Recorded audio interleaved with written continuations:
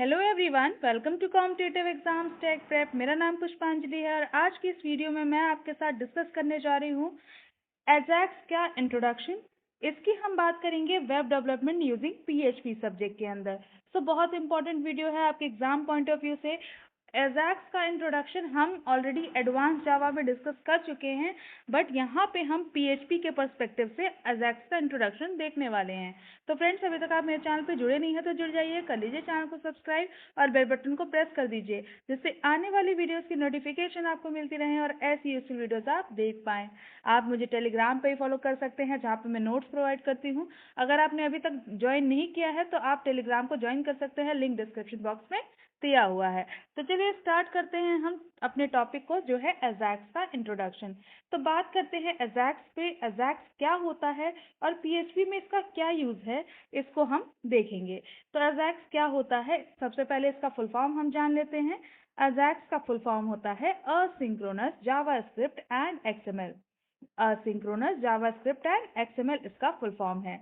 ये है क्या? तो ये एक टेक्निक है। कैसी टेक्निक है? तो इसके थ्रू हम क्या करते हैं, पीएचपी में हम कोई भी डायनेमिक वेब पेज को बहुत फास्ट क्रिएट कर सकते हैं। ठीक है, तो एजाक्स एक ऐसी टेक्निक है जिसके थ्रू हम जो हमारे डायनेमिक वेब पेजेस होते हैं, डायनेमिक वेब पेज मतलब क्या कि एक होता है आपका स्टैटिक वेब पेज और एक होता है आपका डायनेमिक वेब पेज।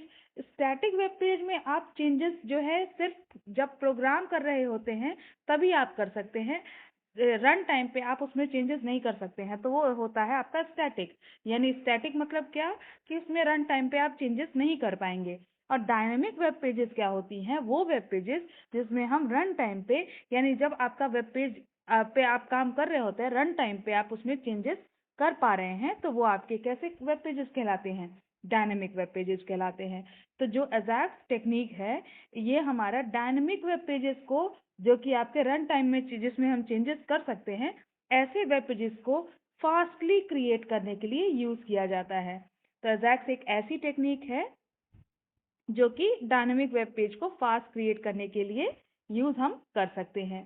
ठीक है, और क्या करता है, तो ये एजाक्स जो है वो अलाउ करता है वेब पेजेस को to be updated asynchronously by exchanging small amount of data. यानी हम क्या करते हैं कि जब हम कोई वेब पेज है, मान लीजिए कोई भी वेब पेज है, उसमें कोई एक पर्टिकुलर सेक्शन को आप चाहते हैं चेंज करना। ठीक है, तो स्मॉल अमाउंट ऑफ डेटा को आप एक्सचेंज करना चाहते हैं या उसमें कोई चेंजेस करना चाहते हैं, तो उसके लिए हम अजाक्स हमें परमिशन देता है।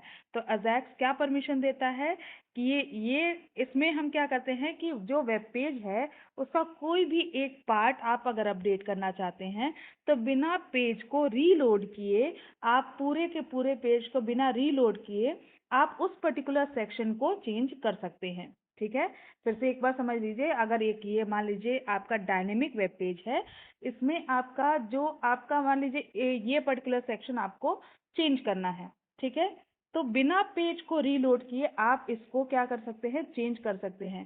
रीलोड इन द सेंस पूरा का पूरा पेज आपका रीलोड होगा, लेकिन आप क्या चाहते हैं कि सिर्फ इसी में चेंजेस करना है, तो हम यहाँ पे इस पार्ट को ही बस अपडेट कर देंगे बिना पेज को रीलोड किए। तो ये काम करता है हमारा अजैक्स। ठीक है, तो पहले के जो हमारे वेब पेजेस होते थे, जिसको हम स्टैटिक वेब पेज कहते हैं या क्लासिक वेब पेज कहते हैं, क्लासिक वेब पेज में जिसमें हमारा अजैक्स यूज नहीं किया जाता था, वहां पे हम पूरे के पूरे पेज को रिलोड करते थे अगर हमें कोई चेंज करना है। ठीक है, स्टैटिक पेज की बात नहीं किया जा रही है, यहाँ भी डायनेमिक पेज की बात की जा रही है। लेकिन होता क्या है कि एक जगह आपने अजैक्स को यूज किया और एक जगह आपने अजैक्स को नहीं यूज किया, तो यहाँ पे अजैक्स नहीं यूज हो रहा है, यहाँ पे अजैक्स यूज हो रहा है।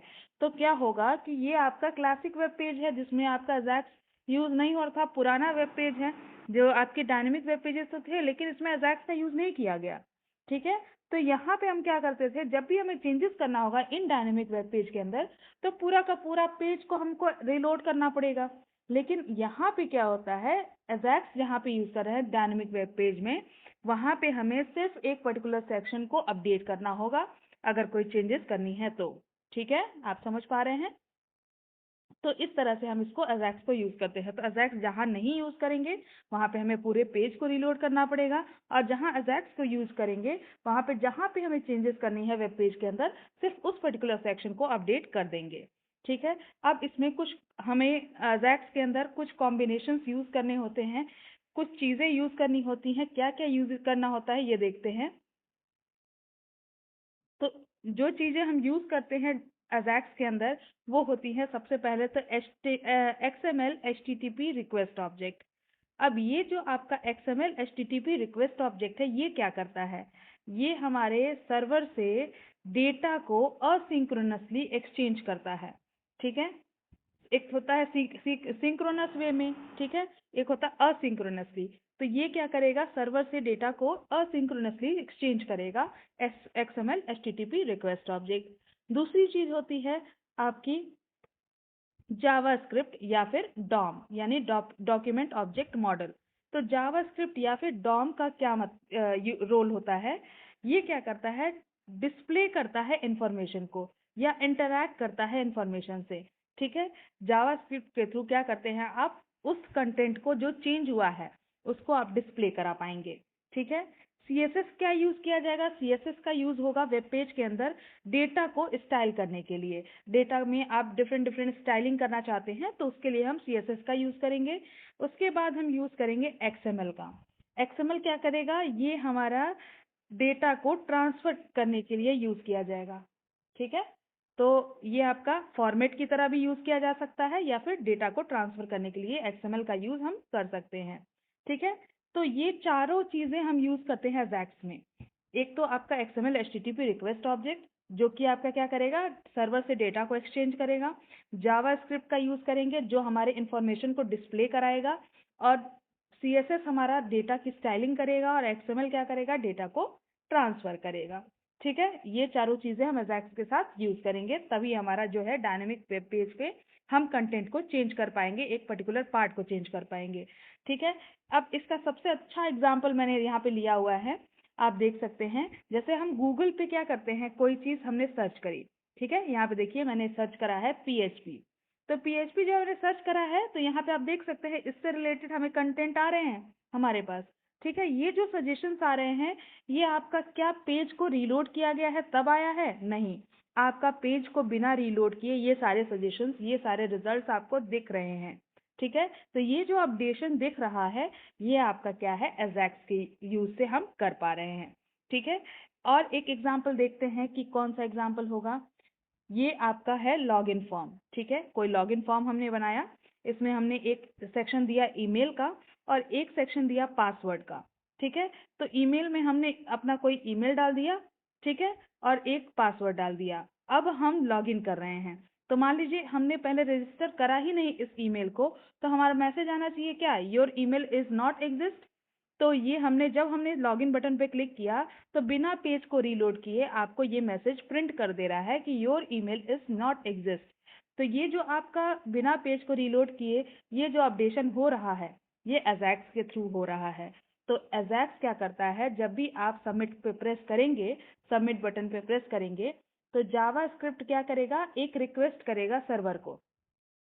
ठीक है। और रिजल्ट को इंटरप्रेट करके आपके स्क्रीन पे अपडेट कर देगा, जैसे कि यहाँ पे अपडेट कर दिया है।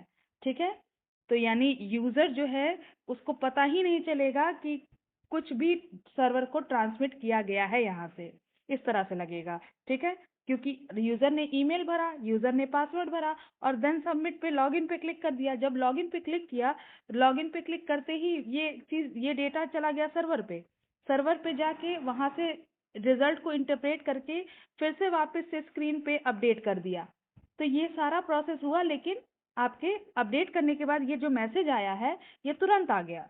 तो यूजर को क्या हुआ, यूजर को बिना पेज से रीलोड हुआ नहीं, तो यूजर को पता नहीं चला कि सर्वर पे कुछ ट्रांसमिट हुआ भी है। ठीक है। तो ये यूज है अजैक्स का। अजैक्स बहुत ज्यादा यूज किया जाता है PHP के अंदर। आप जब भी PHP का प्रैक्टिकल करेंगे, बहुत ही जल्द मैं प्रैक्टिकल वीडियोस लाने वाली हूँ, तो आप वहाँ पे इसको अजैक्स को ज़रूर देखेंगे। आई होप आपको वीडियो पसंद आई हो, तो लाइक कर दीजिएगा इसको, ज़्यादा से ज़्यादा अपने फ्रेंड्स के साथ इसको शेयर करिएगा, और चैनल पे जुड़ रही हैं तो जुड़ जाइएगा। Thank you for watching.